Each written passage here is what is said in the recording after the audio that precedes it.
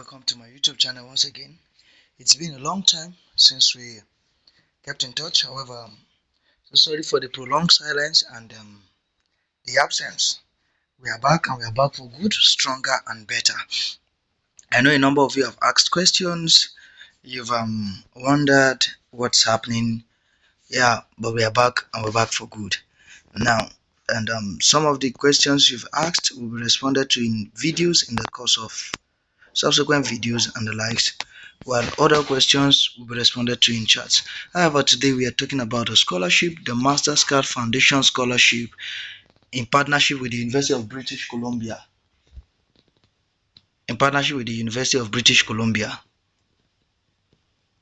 And let me just take you through a rundown of it, and we'll look at what it entails and what you will require. First of all, I want you to know that it's a graduate admission, and so a number of things you need to have includes your bachelor's degree. You must not have started a master's degree at any point. But if for any reason you started a master's degree and you know that you want to vie for this, you could actually hold on with your master's degree.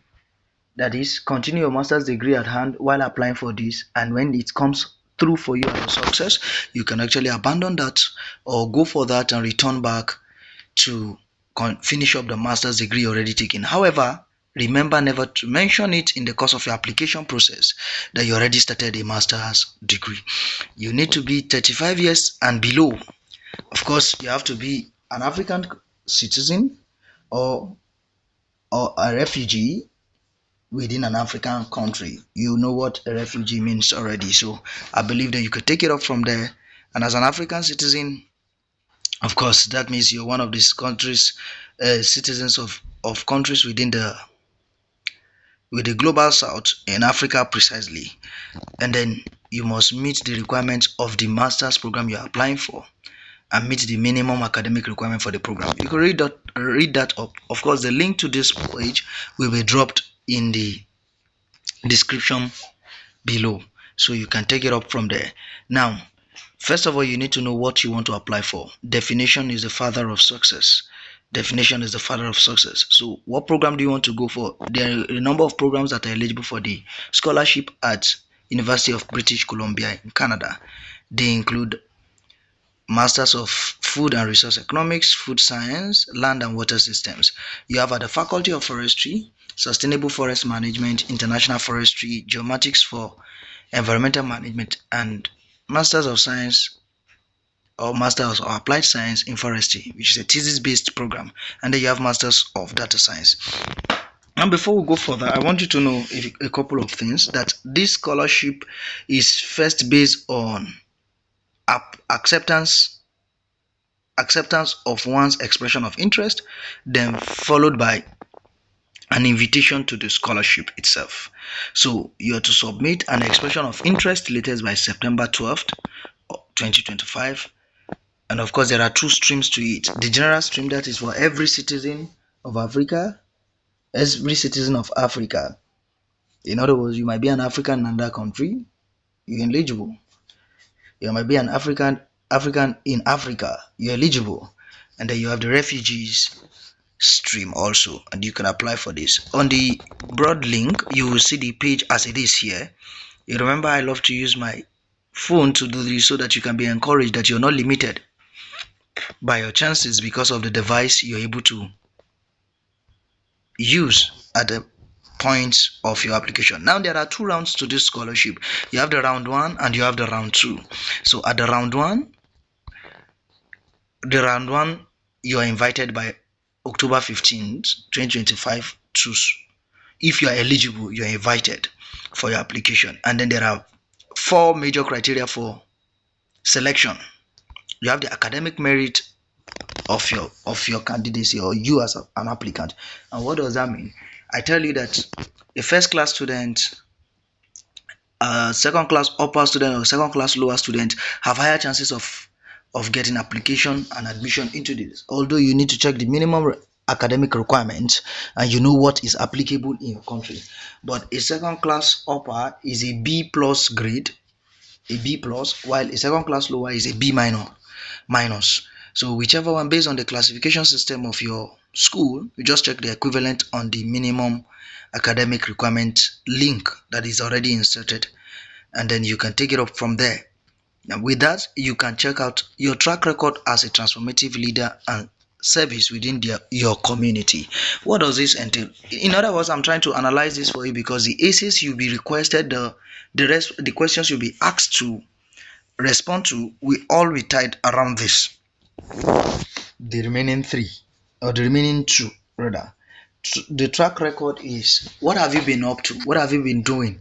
What are you building upon? What are you trying to gain mastery over? At your undergraduate level, you already gain a graduate qualification. So since your graduation, what exactly now have you been doing with that graduation? What have you been doing since your graduation that is able to make impact and prove that you actually have a vision?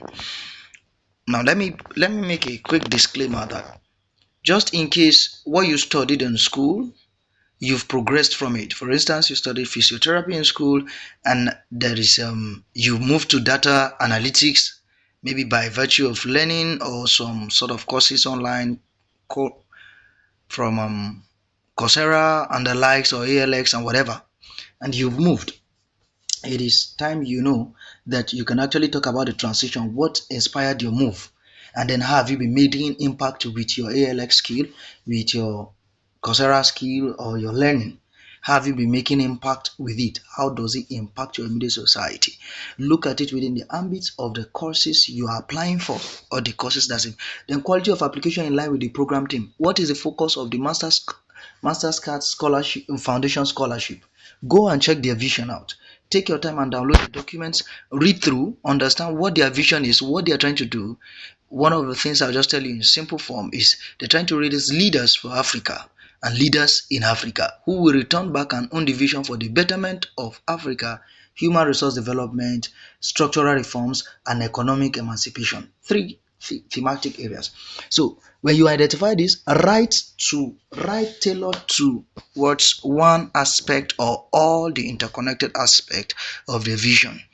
Then what is the potential impact on development of your country upon the graduation from UBC? What will your graduation mean to your vision? Always remember, connect this part to the second bullet point. Your potential impact should be connected as an advancement on, or as an improvement on what your track record has been, and you have better chances to be shortlisted. Of course, when you have all of that, you have things to note. Your complete Mastercard Scholars Program application form, which will include, of course, your personal statement and which will answer questions.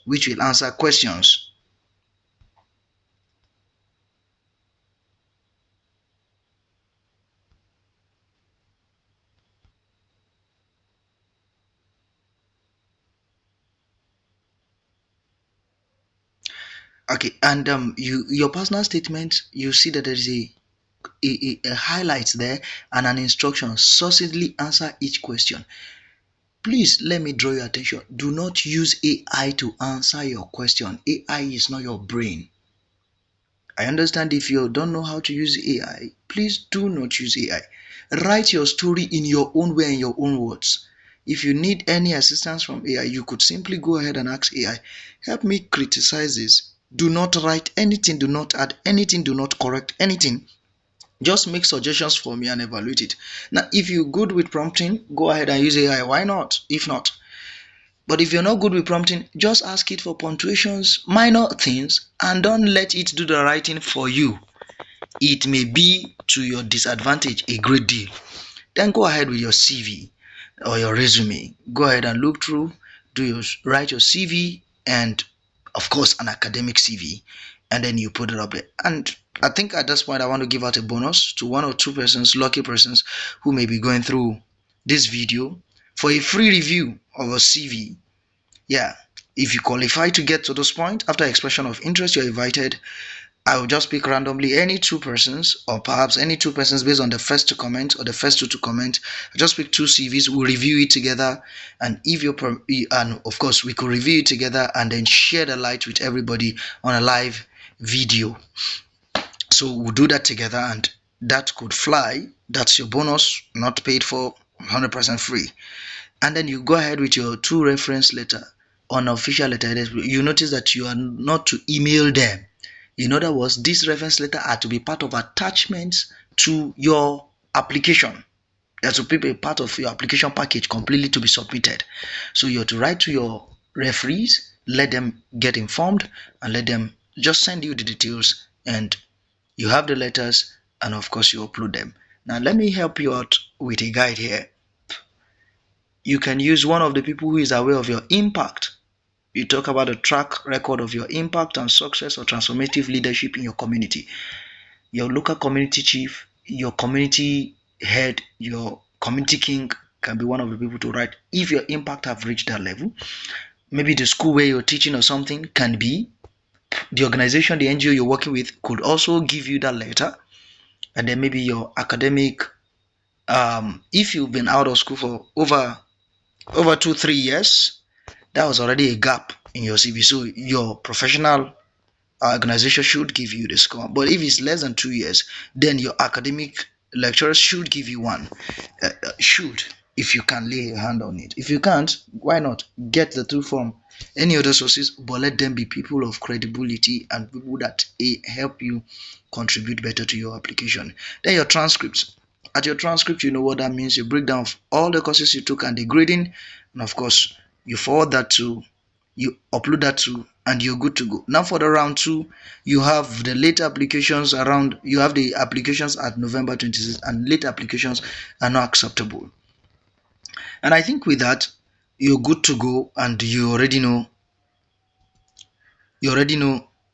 what you have on ground. You can check out simply, you may be eligible to a fee waiver if your citizenship and correspondence address is located in one of the world's 50 least developed countries according to the United Nations. In other words, if you are actually a citizen of an African country or the 50 least developed countries that are listed here, and or you are currently resident in one of those African countries. It depends on the school, on your program and dictation and your application. You may be eligible for fee waiver.